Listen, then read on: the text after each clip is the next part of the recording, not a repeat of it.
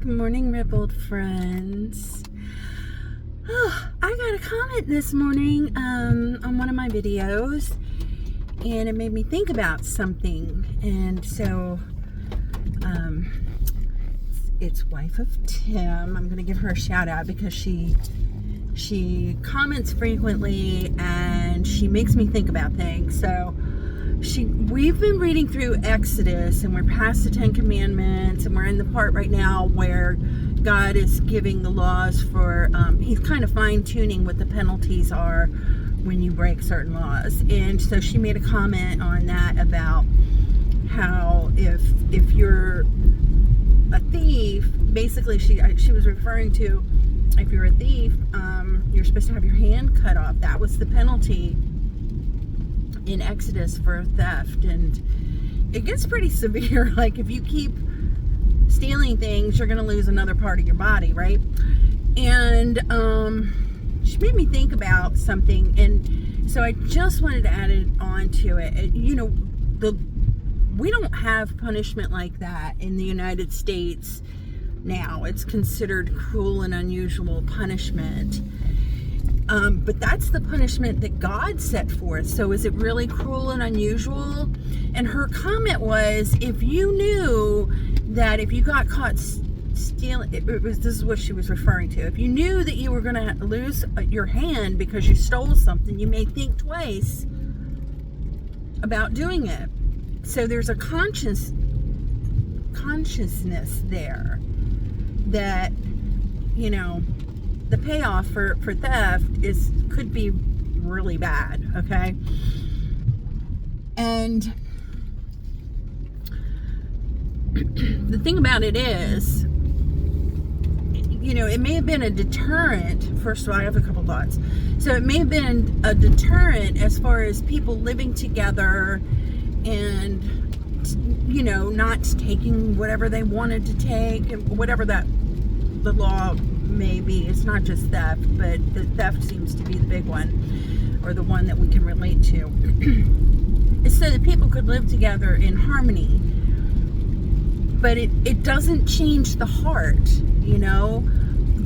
People have been sinning since the Garden of Eden, and they have not stopped. We're still sinning. And so, in our physical world, you can steal and have your hand cut off, but in your heart you could still be a thief. They call it covetousness. Thou shalt not covet. God talks about that in the 10 Commandments. He says you're not supposed to take things, but he also says you're not supposed to covet. And we do, even in our heart. Like, we want things, okay? Or we want to do things that are not of God. So that's where the sacrifices came in before Jesus came, because the Lord knows that even though you may not be acting on your sin, the sin is still there, and it needs to be atoned for. But let's not forget that all of this was leading up to that time when Jesus came and sacrificed himself on the cross. And so my point is that, as long as we're living in these flesh and blood bodies, we're still going to have that desire to sin. It's going to be a constant struggle. It is always a constant struggle, okay? Even when you have Jesus in your life and you become born again, and he starts to show through your actions and your words and your desires in your heart, there's still this back and forth struggle. I found myself just yesterday, I've been trying to work on this because I'm actually very stressed right now. I have some things going on in my life, and they're not going the way I want them to go. And I have some concerns because Ray hurt himself, and he hurt himself badly. He had a little surgery about 2 weeks ago, and if you don't know, he's a double amputee. He has no feet. He's a diabetic. He's prone to infections. That's how he lost his feet. And so now he's had a surgery on his hand. And there's some complications with that because they put pins in it. He has to use his hands because when he doesn't have his legs on, he has to use his hands and his arms to maneuver, to get on the bed or whatever he's trying to do, and he crawls. So it's not like the doctor can tell him, don't move your hand. He needs that hand, even though it's broken right now. So I kind of have a visual of what this looks like, when God, I'm not blaming Ray for anything, but he's given me a visual of what it would look like if we were justly punished for the things that we do. And so the things that I deal with, my sin, because I can see it, and I see how hard it is for Ray just to go from one area of the house, just to go to the bathroom, how hard it is for him, when I can just get up and walk, That's how our sin kind of cripples us. But we have Jesus. Jesus paid the price for that sin, so we don't have to be punished like that. And he gives us a way to draw close to the Lord, because that's the other thing. If you have your hand cut off, either something happened to you that was bad, like in Ray's case, he's lost his feet, so he got an infection, which we know, disease is also a result of sin. That's why we get sick, is because of sin in the world, right?